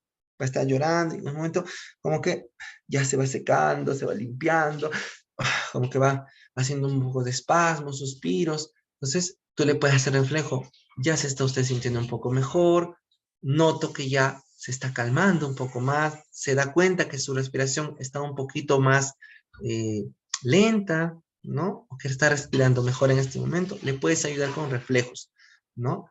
Otros autores sugieren contactos cercanos, digamos, mínimos, como por ejemplo, un sujetón ahí, aquí en ese momento, pero hay que cuidar esto. ¿Por qué? Porque no sabemos de repente qué situación crítica es lo que ha vivido, por qué está llorando, de repente le acaban de tocar, maltratar, abusar, ¿no? Entonces, siempre hay que tener mucho tino con el tema del acercamiento físico. Usualmente, bueno, particularmente yo no suelo usar, cuando es, digamos, emergencia, no me acerco, pero busco, si de repente son varios, que puedan de alguna manera contener, ¿no? Ya veo una hija que está así desbordante, entonces le digo a la mamá, le hago una seña, abrácele, ¿no? Entonces la mamá le toca y eso es más tranquilizante para esa chica, por ejemplo, ¿no? O esa niña. ¿no? Que yo fuera a hacer eso, ¿me entienden? Entonces, por ahí podríamos emplear estos recursos. Obviamente es una situación de dolor, de repente la persona, pero tú estás interviniendo profesionalmente para que la persona se componga. Pero si la persona viene y se sujeta, no le vas a votar y vas a decir, no, ¿verdad? Si viene, de repente te agarra y dice, ¿por qué? Entonces, tú simplemente ahí contienes, pues, un momento, obviamente. O sea, siempre usando el criterio, cuidando un poco esto también, ¿ya? Ok, no sé, Shirley, en el caso que explicó sobre la persona que puede estar en sobredosis, si el caso sucede, ya ves, no le he contado completo, gracias, y llega a la hospitalización, ¿el psicólogo corre algún riesgo de ser denunciado o algo similar? Perfecto. Muy relevante tu pregunta, Shirley, porque a todos nos puede pasar una situación como esa, ¿no? Mira, en el caso mío, por ejemplo, yo lo atendí por la línea de emergencias. Entonces, nuestro trabajo acaba con la derivación en ese momento inmediata o enlazar. Pues yo llamo a un centro de salud, al SAMU, ¿no? En ese momento está en tal lugar, tal persona. ¡Pum! Entonces, la acción es rápida, ¿no? En ese momento. En este caso, por ejemplo, yo le dirigí a la persona, ¿no? Vives, primer piso, estoy arriba de mi cuarto, me dijo, ¿no? Baja, quiero que bajes las escaleras, agárrate fuerte de la manija o ¿no? de la baranda, baja, quiero escucharte. Ya estoy bajando. Mi zapato, ponte el zapato. Entonces, bajamos rápido, por favor, con cuidado de costado. Pon los pies de costado. Exacto, o sea, yo no estoy viendo, pero tendrías que hacer la idea de que estás viendo, ¿no? De que estás guiando en ese momento. Y lloraba, y yo no le puedo decir en ese momento qué pasó, pero como, no, porque necesito que le atiendan en el hospital. Ya después veré la otra parte. Por eso es necesidades en ese momento, ¿no? Entonces, quiero que abras la puerta de tu casa. ¿Quién es la persona más cercana? Y la señora que vende jugos afuera, por favor, sal y pásame con ella, ¿no? Señora, necesitamos que vaya urgente al hospital, ayúdela a abordar el taxi, no sé, en este caso. Probablemente ella vivía cerca, que es un caso distinto. Entonces, ¿no? Se ayudó de repente a que fuera y luego el seguimiento, ¿no? En el caso que es particular, digamos, es tu cliente, tu consultante, tu paciente, que te llame en una situación crítica, te dicen, a veces llaman al psicólogo para despedirse, ¿no? ¿Sabe qué? Planeo matarme esta noche o mañana. Cuando hay una situación de esa naturaleza, nosotros inmediatamente damos parte a las autoridades, ¿no? Inmediatamente comunicamos, ¿de acuerdo? Entonces, sea vía centro de salud mental comunitario, si que lo hubiera, por ejemplo, que hay un paciente de riesgo, pero generalmente esto es con comisaría, ¿ya? Generalmente es esto. O llamas a la línea 100, pues, ¿no? Entonces, hay este caso, por favor, es urgente. Pero siempre digo, directo es mejor. Llamas a la comisaría, de repente, intervienes que hay esto, si es una situación de salud grave, al SAMU, ¿no? Por ejemplo, para que pueda intervenir en ese momento, ¿no? El 106, si no me equivoco, es el número del SAMU, línea 100, casos de violencia, auxilio, mi esposo me está golpeando, ¿no? Estamos entonces, wow, cortó la llamada, pero ¿quién era? Si lo tengo identificado, línea 100, comisaría, esta llamada de emergencia, ¡pum! ¿No? Hay que ser un poquito sensibles, miren, o sea, uno va aprendiendo, ¿no? Esas cosas sin necesidad de que tú te inmiscuyas y digas, bueno, ¿no? Puedes hacerlo anónimo también, ¿verdad? ¿Ok? Vamos. ¿Qué me dice? Ya, aquí está. A ver, ¿qué dice acá? Ya, buenas noches. En casos de adolescentes que tienen problemas de desviación sexual, precisame eso de desviación sexual y te doy la respuesta. Muchas gracias, Albertina. Ujú. Muchísimas gracias, Albertina. La idea es esa. Pero yo te voy a decir una cosa. Cuando uno también trabaja con estas cosas, se va a cargar. Entonces, eso se tiene que supervisar, tiene que haber un equipo de acompañamiento, de apoyo, donde uno va a contener. Porque yo les cuento, así aquí entre nos, también he tenido muchas situaciones donde está después, por ejemplo, los casos del feminicidio, la atención de los niñitos, eso afecta. O sea, no se crean que uno, uy, está como el Buda, que no pasa nada. No, eso genera un impacto psicológico importante, a pesar de que tú seas psicólogo, pero para eso está tu equipo de acompañamiento, están las personas que te van a ir también a ayudar a ti, ¿no? Entonces, no se crean que nada más que uno es Dios, que lo puede todo, no. Por eso es que es bien importante que todo psicólogo, todo terapeuta tenga su respaldo, ¿no? Tenga la persona que le acompaña, le apoya. Si que es primeros auxilios es en equipo, nunca es solito, ¿sí? Porque en el equipo puede ser que de repente por ahí conecte, hay una contratransferencia, pero que de pronto pasó algo que le vivenció una situación similar, no nos pasó en el equipo, me acuerdo, eh, la compañera vio a la bebé y se puso a llorar porque se acordó de su bebita, ¿no? Y dijo, mi bebita es igual, ¿y cómo es posible que le haya pasado esto? O sea, no es justo. Entonces, claro, claro que puede pasar. Uno se capacita, se entrena, se fortalece, pero siempre tiene que estar supervisado, ¿no? Cuando trabajas con PAPs, para que no esto te desborde, no te contamine. Eso es bien importante, ¿ya? En los centros de emergencia le dicen a las víctimas que no pueden ayudarles porque no cuentan con asistencia social. Wow, eso es muy, muy triste. Entonces, hay que ser prácticos. ¿Quién o qué podemos, digamos, con quién podemos enlazar en ese momento ahí? ¿No? Entonces, de repente te está diciendo que no. Ah, entonces llamamos a la línea 100. Estamos en un caso de urgencia, no nos quieren atender. Y cuando línea 100 llama a un SEM, a una comisaría, eso es una cosa que se atiende rápido. Yo le digo porque he tenido la dicha de trabajar en la línea de emergencia, entonces es así, ¿no? Estoy llamando a línea 100, ya, esto es ya, ¿no? Entonces, por ahí podemos buscar siempre aliados, ¿de acuerdo? Entonces, eso ayuda, ¿ya? Libros, les voy a compartir material, no se preocupen, para que podamos también tener el tema de lo que es la, la parte teórica, conceptual, ¿no? Eso sí, al final, con los que se han quedado, yo lo voy a compartir con Aide, con los compañeros de FOCAP, para que le puedan proporcionar material de orientación, ¿sí? Eso sí, siempre lo hacemos en todas las charlas. Ustedes adquieren, digamos, su material, sus diapositivas, ¿no? Cuando se inscriben, ¿ya? Entonces, no hay ningún problema de eso, ¿sí? El caso de un adolescente de 18 años con una orientación sexual, dice, aún no definido, ¿ya? Manifiesta que le gustan mujeres como los hombres. Su madre y su padre lo rechazan y lo marginan. En este caso, ¿se podría empezar a apoyar con los primeros auxilios psicológicos? Ya. Recuerden que los primeros auxilios psicológicos se utilizan en una situación de crisis. Y la crisis surge cuando hay un evento detonante y la persona atraviesa esas fases que hemos visto, ¿no? La fase del impacto, la respuesta desorganizada, el estallido emocional.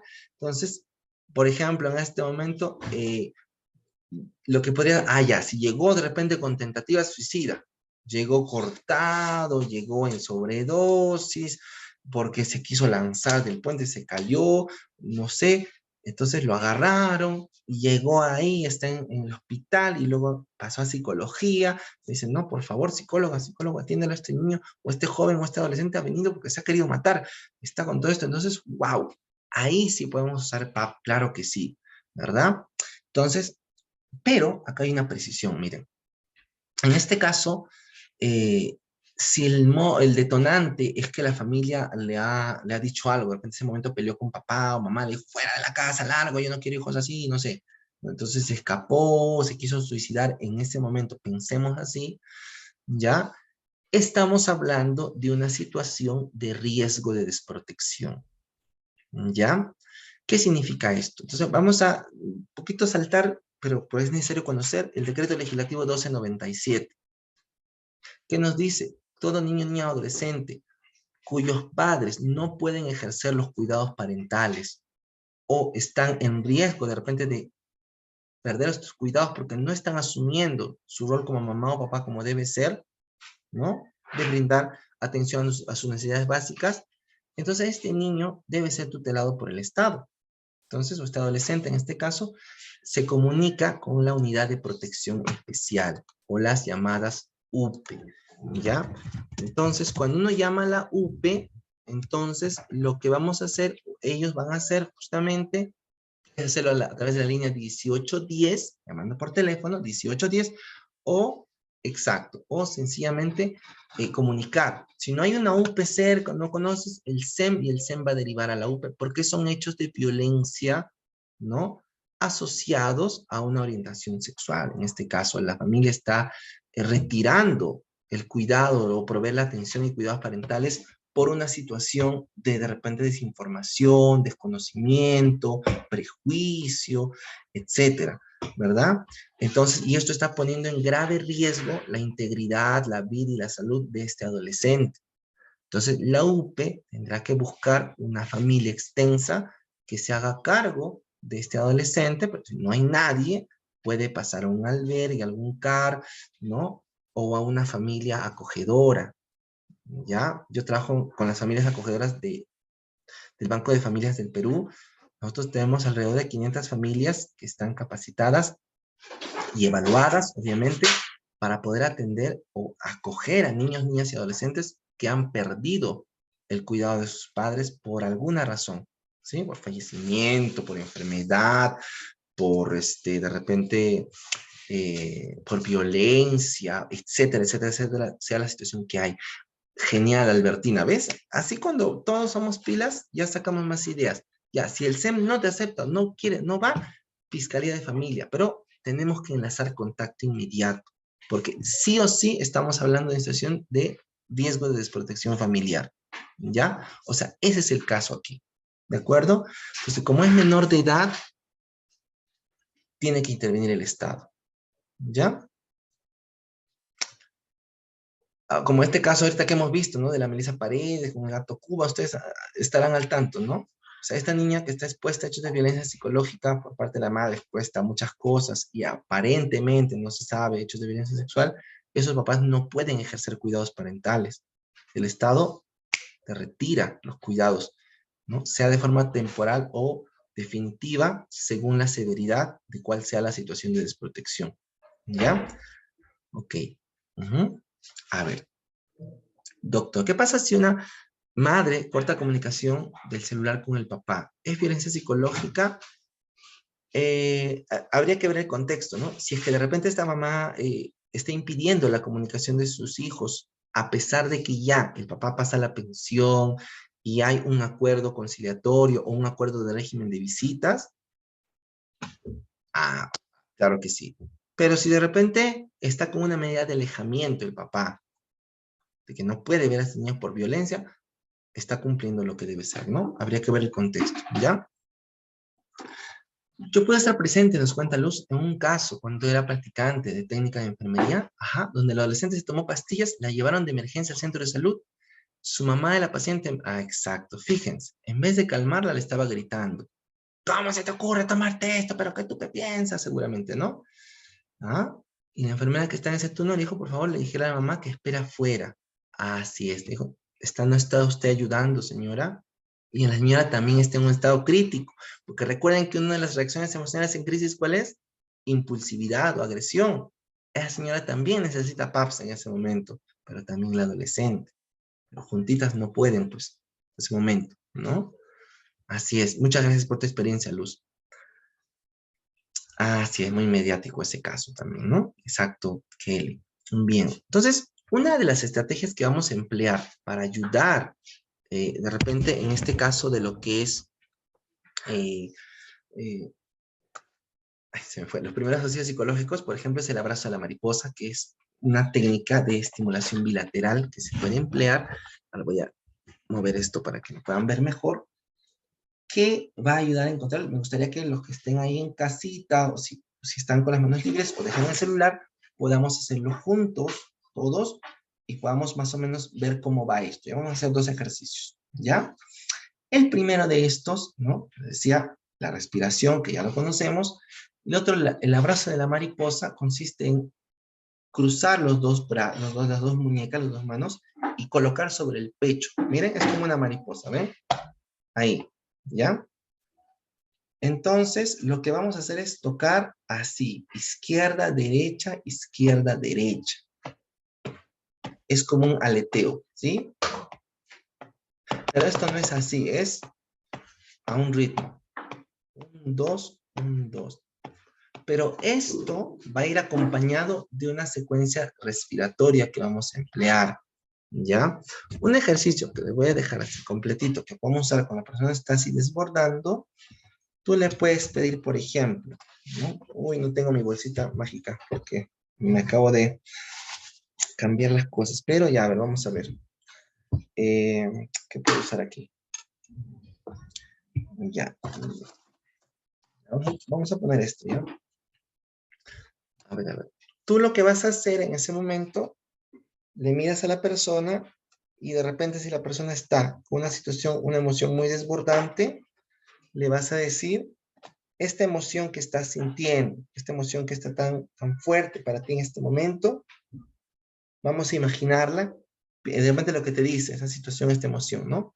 Lo vamos a guardar en esta bolsita, ¿no? Tú guardas una bolsita, ya. Acá. Mira, acá está tu emoción, ¿sí? Le haces la seña, como que estás guardando. Aquí está lo que estés sintiendo en ese momento, tristeza, rabia. Mira, lo vamos a guardar un momento acá. Quiero que me veas y me escuches lo que vamos a hacer, ¿ya? Entonces, tú, por ejemplo, puedes hacer dos cosas. Si la persona está como que más o menos medio ya estable, puedes trabajar con un recuerdo positivo. Vas a recordar, o quiero que traigas a la mente una imagen o una escena positiva que te produzca calma y tranquilidad, pero no debe estar asociada al evento. Si mi casa se está incendiando y mi recuerdo va a ser cuando estaba en mi casa, eso no me va a traer tranquilidad, eso me va a desesperar más.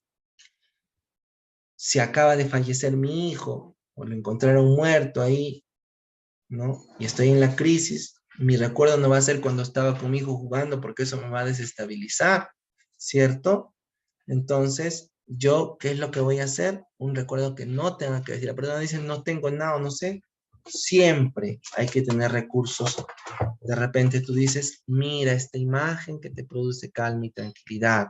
Imaginemos.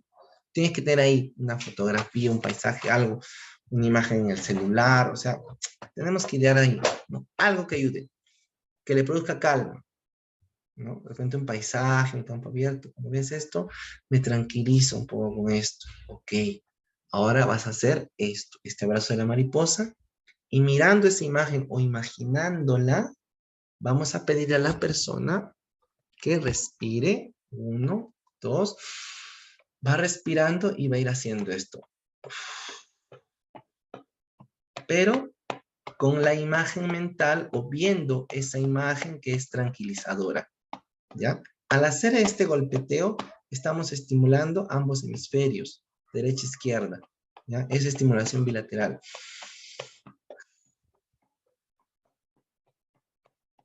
La persona va haciendo esto y va respirando lentamente y profundamente.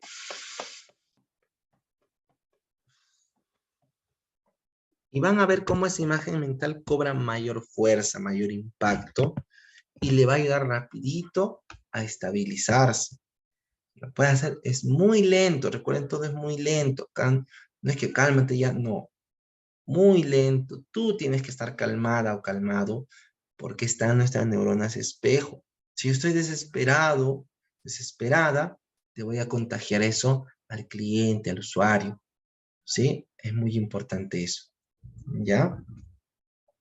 Entonces, esto resulta de mucha utilidad, lo vamos usando y la persona va a entrar en calma, lo puede hacer muchas veces, guiado con esta imagen, por ejemplo, para que refuerce ese estado de calma. ¿Ok? Entonces, ese ejercicio también lo pueden usar, aparte del ejercicio de respiración que habíamos visto. ¿Ok? Otra cosa que tú puedes emplear también, digamos, estás online o de repente te llama o ya está, o le quieres seguir entrenando en lo que es regular el estado emocional tensional, ¿sí? Tú puedes buscar un objeto de calma. En casa tienes algún objeto, algo que te traiga tranquilidad, que sea algo positivo para ti. Cuando ves, sí, yo tengo una foto, un cuadro, tengo un recuerdo que me trajeron, tengo X cosa, lo que sea que te diga, ¿no? Ya. Entonces vas a sujetar ese objeto, no sé, depende de mi jirafita, ya.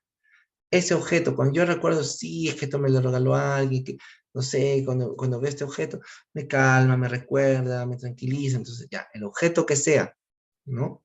Y la persona, prueba tú, vas a ir a tu casa, vas a buscar ahí un objeto que tenga un valor emocional positivo para ti, y lo vas a sujetar y lo vas a contemplar, lo vas a mirar. Y vas a ver cómo inmediatamente te embargan emociones positivas, agradables, de calma. ¿no? Entonces también puedes usar ese recurso en ese momento para ayudar a la persona a anclarse con algo hasta que tú trabajes la capacidad de afrontamiento, porque eso no lo vas a hacer en un rato, menos en la sesión, ¿verdad?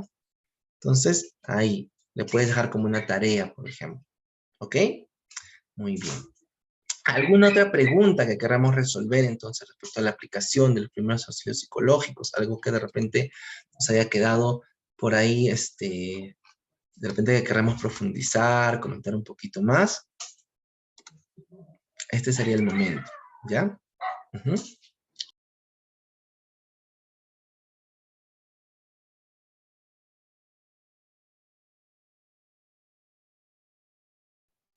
Muchas gracias, doctor Luis Tafur. Esperamos que los participantes en esos momentos puedan tener algunas preguntas. Tenemos un mensaje de agradecimiento por la excelente ponencia, doctor. Ha sido muy dinámica en todo sentido. Gracias. Y además las preguntas se han ido desarrollando en el transcurso de la ponencia. Bien, acá tenemos a Celia Valderrama, quien dice, ¿cómo se puede hacer que una persona con nervios pueda controlarse en ese momento? Exacto. Ay, genial. Muchísimas gracias también. Sí, bueno, si la persona está en ese momento exaltada, ¿no? Está ansiosa, inquieta, agitada, no puede controlarse, ¿no? En ese momento, para brindar los PAPs, por eso les decía, importante que en ese momento hacemos los 4 pasos, ¿no? Entonces, el primer paso que vamos a usar nosotros, ¿cuál es? Vamos a ayudarle a, ¿qué cosa? ¿Se acuerdan? A ver, memoria. Paso A, de las 4 A's, del ABC, perdón. A ver, hemos dicho primero son 4 pasos, ¿no? Escucha, A de activa, o sea, aquí estoy, ¿qué es lo que necesitas? ¿No? Exacto, ya. No, pero mira, ¿cómo es posible? Deja que bote, que vomite. Es como yo digo, mira, un, si esta cajita está llena, yo no puedo llenar de nada más, pero si yo vacío esta cajita, ahí puedo llenar cosas, ¿verdad? Si la persona está desbordante, necesita botar lo que tiene adentro. No sé qué será esas emociones, esa tensión que tiene. Si no le doy permiso, no le permito sacar eso, exacto, que desahogue, no voy a poder decirle nada. Lo que le diga ni lo va a escuchar ni lo va a comprender, porque no está con su cerebro racional, está con su cerebro primitivo, con su cerebro instintivo. ¿Ya? Entonces, o sea, el cerebro tiene como 3 partecitas, la parte consciente, la parte cognitiva, la parte del pensamiento, la parte de las emociones y la parte más impulsiva. Entonces, en ese momento de la crisis es como que su cerebrito se destapa y están las emociones. Si se desbordan las emociones, viene con la parte más impulsiva, sobrevivir, huida o agresión. Son 2 respuestas que dispara la amígdala cerebral, ¿no? Entonces, dejo que se desahogue en ese momento, ¿sí? Lo siento, le invito a sentar, le digo, voy a escucharte más, necesito que estés un poco más calmada o calmado, quiero escucharte, vamos a hacer este ejercicio para poder escucharte mejor. Y le doy la pauta, ¿no? Vamos a respirar, quiero que cierres la boca un momento, porque a veces yo he visto casos en los que me llamaban en crisis, ¿no? ¡Ah! Y no entendía nada, ¡ah! Entonces como que un grito, un descontrol, entonces no puedo hacer nada. Por el teléfono tampoco. Entonces, señora, necesito que en este momento le quiero escuchar, quiero que cierre su boca en este momento y respire conmigo para poder ayudarlo. O a veces no, señora, voy a escucharle, voy a estar aquí el tiempo que usted necesite. No se preocupe, ya estoy aquí o ya estamos ahorita enlazados. Diríjase a su cocina, quiero que saque un vaso y se sirva agua, ¿no? Entonces, ya, escucho, quiero escuchar. Tome, por favor. O de repente, diríjase hacia la ducha o hacia el lavadero, hacia el caño. Deje el celular en altavoz a un costado. Quiero que abra el caño. Moje su cabeza, por favor. Voy a escuchar, voy a estar aquí. Le estoy asegurando que le voy a escuchar. Moja su cabeza. Y eso, desde luego, que le ayuda muchísimo. Son técnicas de emergencia que podemos emplear en ese momento para dirigir a la persona. Ahora, si estoy de repente en directo, la persona está así, de repente en ese momento le puede ayudar si necesita en ese momento primero desbordarse, expresar, ofrecerle agua, ¿no? Si lo necesita en ese momento, tal vez para mojarse, lavarse, para tomar, no lo sé, pero ya debe estar un poquito más calmada. Le ayudo con la B, a respirar, a ventilarse de una forma correcta, para que su sistema nervioso se regule, ¿verdad? Eso es el ABC, justamente lo que hablábamos. Eso es lo que podríamos emplear eh, para atenderle en ese momento, ¿ya? Y luego le iré preguntando la C, ¿qué necesitas? ¿Qué es lo que necesitas ahora? Hablar con alguien, ir aquí, ir allá, entonces, obviamente todo eso, ¿ya? Muy bien. Ok.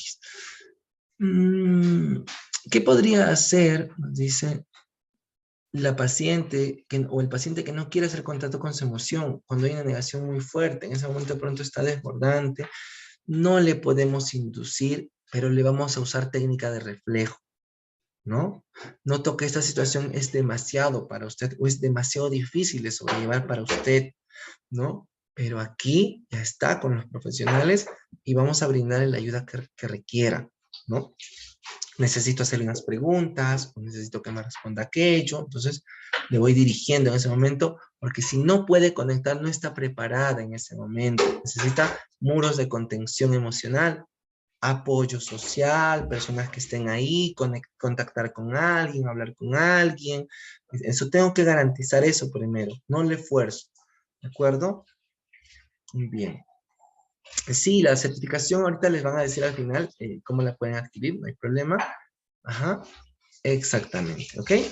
Bien. El paso 2 es la ventilación, recuerden. El paso 2 de los PAPs es eh, reeducar la ventilación, o sea, ayudarle con la respiración diafragmática. Vamos a cerrar la boca, inhalamos por la nariz, contamos. 1, 2, 3, 4, suelta lentamente.